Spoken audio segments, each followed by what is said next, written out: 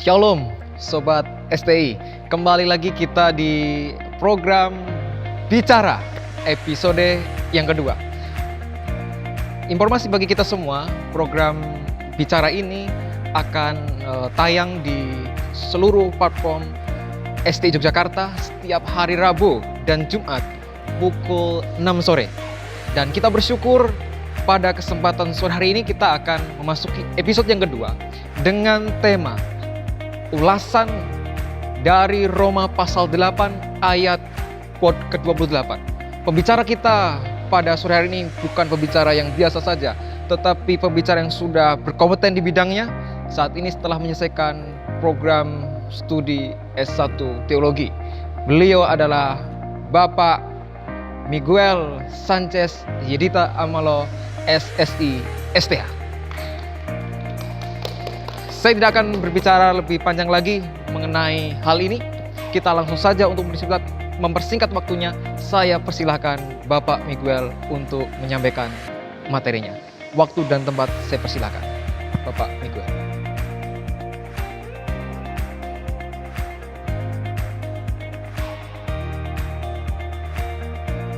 Oke, shalom teman-teman sekalian, Sobat STI. Perkenalan tadi mungkin terlalu berlebihan ya buat saya ya. Ini saya hanya seorang yang baru lulus S1. Tapi di sini mungkin saya akan berbagi tentang hal-hal yang saya dapatkan di dalam skripsi saya, tulisan saya, karya ilmiah saya. Salah satunya terkait dengan ulasan mengenai Roma 8 ayat 28. Dalam pengalaman saya, biasanya ada beberapa orang yang berbicara tentang Roma 8 ayat 28, mereka mengutipnya, orang-orang Kristen tentunya. Mereka berbicara soal Allah yang bekerja dalam segala sesuatu untuk kebaikan. Ketika mereka sedang sakit atau mereka sedang tertimpa satu masalah, resesi ekonomi mungkin, atau mungkin pada saat ini corona.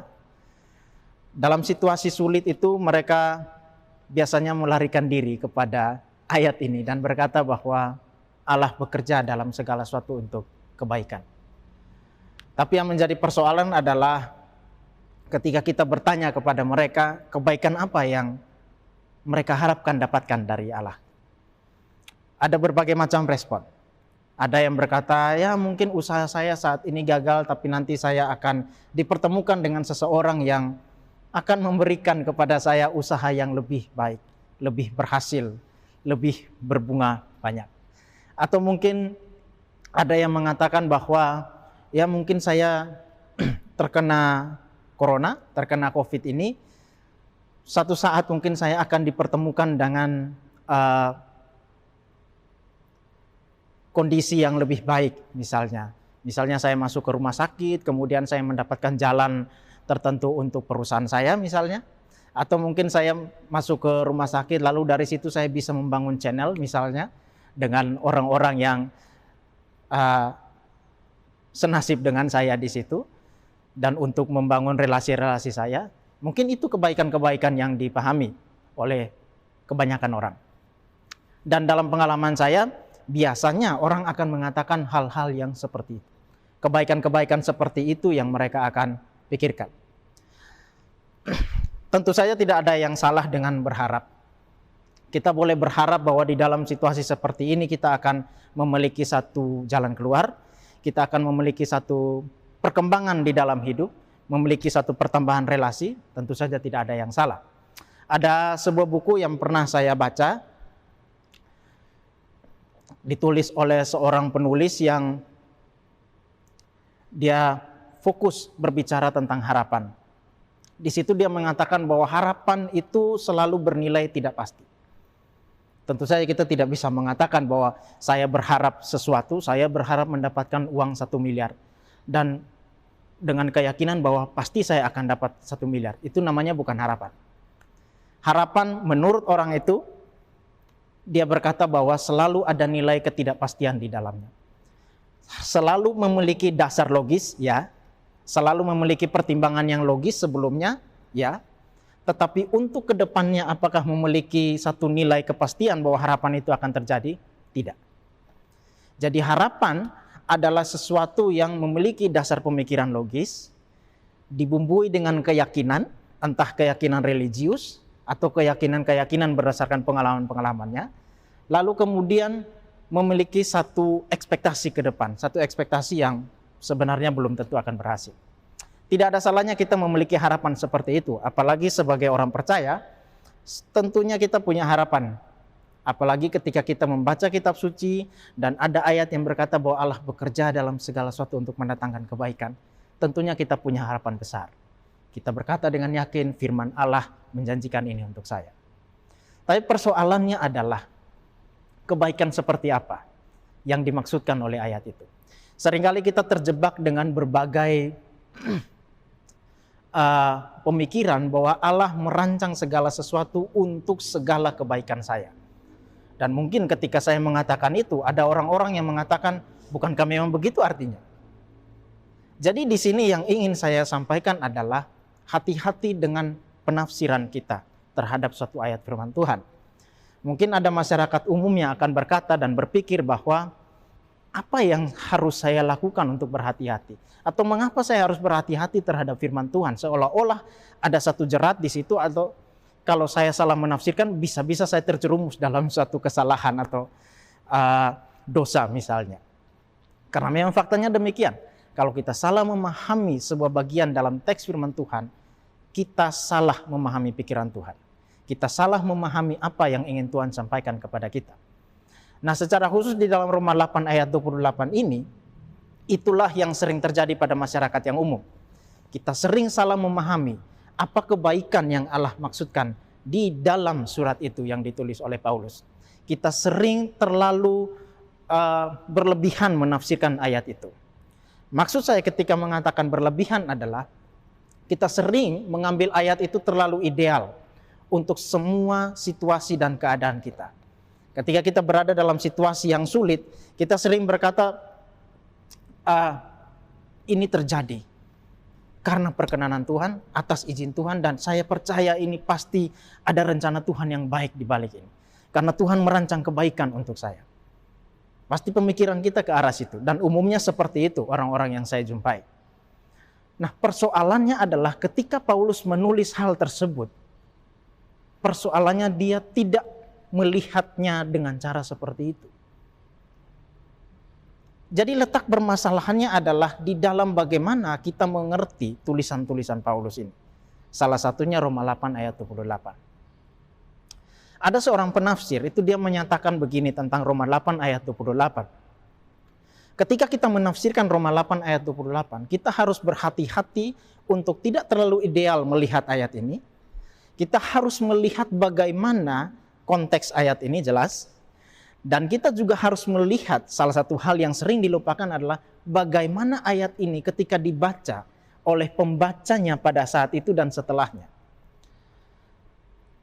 Sobat sekalian mengerti dan tahu mungkin ya, bagaimana ketika Paulus menulis surat ini, beberapa waktu kemudian bangkit seorang kaisar yang paling kejam di Romawi, Kaisar Nero. Dia menindas orang Kristen dengan begitu hebat. Bisakah dibayangkan bahwa di dalam penindasan mereka yang begitu hebat, keadaan mereka yang tertindas, lalu mereka membaca Roma 8 ayat 28 dan mereka berpikir ada rencana baik Tuhan di balik ini semua, Tuhan merancang ini untuk kebaikan. Tanah-tanah mereka mungkin disita, pekerjaan mereka mungkin mulai dipersulit oleh pemerintah Romawi, kehidupan mereka serba terancam di situ. Dan mereka berpikir bahwa ya satu saat keadaan ini akan membaik. Satu saat ekonomi saya akan membaik. Satu saat keluarga saya akan dilindungi oleh Tuhan di dalam penindasan ini. Apa seperti itu? Lalu bagaimana kita bisa memahami orang yang dihukum mati oleh Kaisar Nero, orang-orang Kristen waktu itu? Ketika kita menafsirkan seperti itu, bagaimana kita bisa menerapkannya pada orang-orang Kristen yang mati pada saat itu? Apakah Tuhan melindungi mereka? Jelas tidak, ada yang dibakar. Apakah Tuhan melindungi keluarga mereka? Ada yang dibunuh. Apa Tuhan melindungi ekonomi mereka? Ada yang bahkan terus-menerus kesulitan ekonomi sampai akhir hidup. Jadi persoalannya adalah ketika kita menafsirkan ayat seperti itu, kita memang tidak merasakan penderitaan, penindasan yang sama seperti zaman itu. Tapi kita harus berhati-hati untuk tidak terlalu ideal dalam menafsirkan satu ayat. Kita harus berpikir, kalau kita menafsirkan ayat ini terlalu ideal, konsekuensinya apa? Well, coba kita bayangkan ya, kita berada dalam satu resesi ekonomi misalnya, atau terkena corona, lalu kita berpikir bahwa Tuhan punya rencana baik di sini. Ada kebaikan yang Allah rancangkan untuk saya di sini. Saya berharap di dalam usaha saya yang gagal, saya di PHK, satu saat nanti Tuhan akan ganti dengan usaha yang lebih besar. Dan itu kebaikan yang saya harapkan dari Tuhan. Tapi bayangkan ketika hal itu tidak terjadi. Betapa stresnya, betapa itu sangat menjadi beban di dalam diri. Saya punya pengalaman beberapa di dalam ketika perjalanan iman saya. Saya melihat ada begitu banyak orang untuk menghibur saya, mencoba menghibur saya di dalam perjalanan iman saya dulu sampai sekarang. Dan ada ayat-ayat tertentu yang saya rasa ketika orang ini mencoba menghibur saya dengan beberapa ayat, saya merasa kok saya begitu beban sekali. Saya tidak bisa memenuhi ekspektasi ayat ini. Dan itu menjadi beban pribadi bagi saya.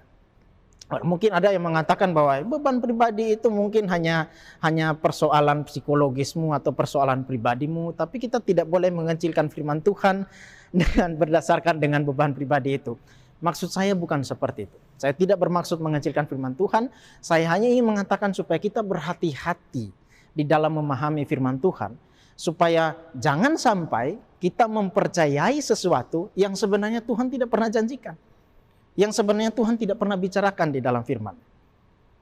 Oke, kita fokus di dalam Roma 8 ayat 28. Di situ dinyatakan bahwa Allah turut bekerja di dalam segala sesuatu untuk memberikan kebaikan bagi orang-orang yang terpanggil. Singkatnya seperti itu. Lalu kebaikan seperti apa yang Allah mau kerjakan di situ? Kalau kita mau melihat konteksnya secara baik, di situ sebenarnya Allah ingin mengerjakan satu kebaikan bukan untuk semua kebaikan yang ada yang kita pikirkan untuk kepentingan kita. Tidak seperti itu. Sebab tidak ada di dalam perkembangan sejarah orang Kristen misalnya, Allah tidak selalu membantu mereka dari segi ekonomi. Allah tidak serba memelihara mereka daripada penindas itu dan menjaga hidup mereka terus ada. Tidak. Mereka tetap dibakar, mereka tetap dibantai, mereka tetap disiksa. Yang Allah ingin lakukan adalah memberikan kebaikan bagi mereka untuk kepentingan iman mereka. Jadi fokusnya yang ingin Paulus sampaikan di situ, kita tidak boleh lepaskan ayat ini dari konteks yang lebih luas. Kalau kita mau melihat dari ayat 26 sampai 27 dan akhirnya ayat 28 ini, maka kita bisa melihat bahwa sebenarnya fokus Paulus adalah kebaikan untuk menjaga mereka tetap dalam ketekunan. Kalau kita melihat dari dalam ayat yang ke-26 dan 27, di situ jelas Paulus menggambarkan orang percaya hidup di antara dua zaman. Zaman sekarang dan zaman nanti di mana mereka akan menerima kemuliaan. Dan di dalam zaman itu, di dalam kedua zaman itu orang percaya terus hidup dan mereka terus mengalami penderitaan. Dan di dalam penderitaan itulah Paulus ingin menyatakan supaya mereka terus bertahan sampai masuk ke dalam zaman yang penuh kemuliaan itu. Dan dalam konteks itulah Paulus menyatakan Allah bekerja di dalam segala sesuatu untuk mendatangkan kebaikan bagi mereka. Sehingga di sini kita bisa memahami maksud Paulus bukan seadanya kebaikan. Bukan kebaikan moral, bukan juga kebaikan material, tetapi untuk kebaikan dalam kepentingan ketekunan kita. Iman untuk terus bertahan di dalam hidup yang Allah izinkan penderitaan masuk, dan di dalam hidup yang serba sulit itu bertahan terus sampai akhir. Itu yang Allah mau kerjakan di dalam kehidupan kita.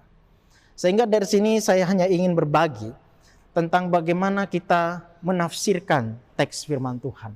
Karena implikasinya bisa sangat luas. Ketika kita salah menafsirkan Roma 8 ayat 28, kita akan membuat diri kita sendiri terbeban dengan satu ekspektasi yang besar.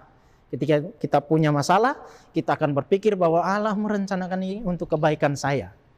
Tapi kita salah mengharapkan kebaikan yang Allah berikan. Sehingga ujung-ujungnya bisa jadi kita terjadi dalam pergulatan iman yang tidak perlu. Kenapa Tuhan tidak memberikan kepada saya berkat? Kenapa Tuhan tidak memberikan kepada saya kesembuhan dari corona?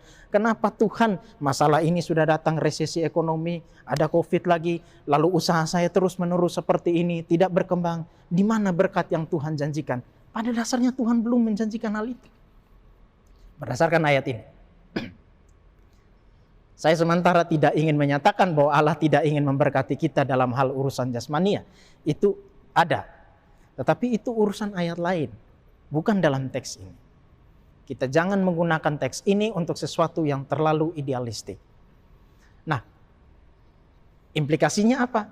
Ketika kita melihat bahwa teks ini bicara mengenai kebaikan Allah dalam hal menjaga kita agar terus tekun hingga akhir, implikasinya adalah ketika segala sesuatu terjadi, kita boleh tahu dan memiliki perspektif yang baru. Ketika saya menderita, ketika saya misalnya mendapatkan sakit corona misalnya, atau resesi ekonomi, atau mungkin sedang mendapati suatu masalah tertentu yang besar, kita mulai melihatnya bukan dalam perspektif material, saya mengharapkan berkat Tuhan. Bukan juga dalam perspektif moral, ini supaya saya bisa belajar terus sabar, tidak sebatas itu, tetapi dalam perspektif yang lebih jauh daripada itu, yaitu supaya saya tekun. Di dalam ketekunan itulah perspektif seperti itu, maka kita boleh bersabar ketika menghadapi satu masalah, karena kita tahu ujungnya jelas. Saya tekun sampai akhir. Allah sudah menunjukkan akhirnya. Dan Allah mau kita terus berjalan di situ dengan tekun, dengan perspektif yang seperti itu. Dan juga memang ketika Paulus menulis ini, Paulus menulisnya untuk memberikan kepada para pembacanya satu perubahan pikiran. Yang Paulus usahakan di dalam tulisannya ini, khususnya dalam surat Roma ini adalah bagaimana supaya para pembacanya memiliki perspektif atau cara hidup yang baru. Dia bukan sementara mendorong mereka untuk ini loh alasan-alasan teologis, ini loh doktrin-doktrin. Dia tidak sementara melakukan itu saja. Dia ingin menjambarkan di dalam kondisi yang ada saat ini, penderitaan dunia yang ada saat ini, inilah jalan terbaik di mana kalian harus berpikir. Inilah cara berpikir terbaik untuk kalian bisa terus bertahan di dalam kondisi yang ada pada waktu itu. Dan tentunya juga masih relevan dengan kita saat ini. Oleh karena itu, maka kita sudah melihat dengan tafsiran yang benar, implikasinya juga bisa baik, ya, implikasinya juga bisa besar.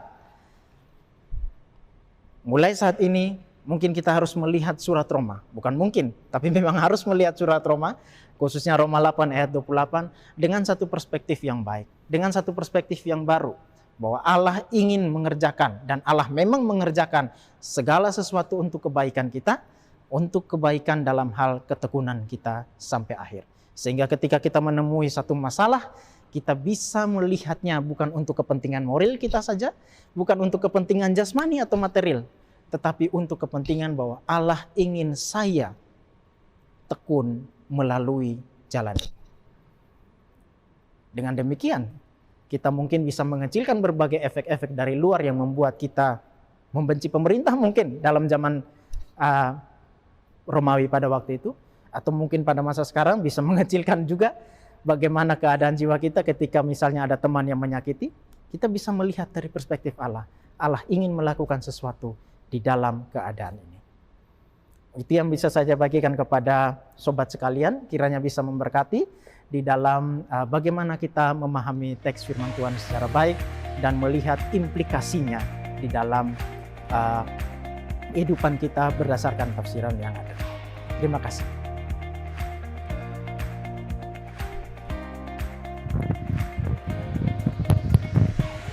Oke, ulasan yang sangat menarik bukan?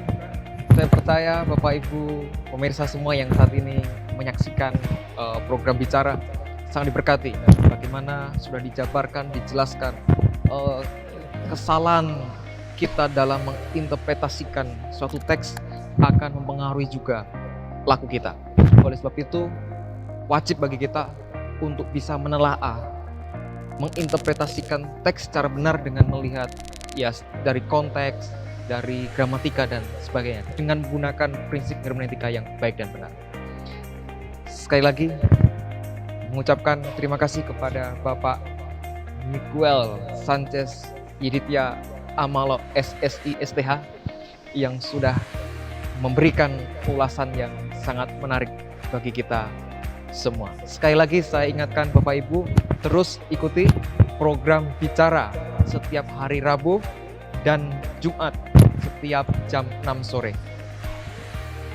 Sampai ketemu di episode selanjutnya. Selamat malam, Tuhan Yesus berkati kita semua.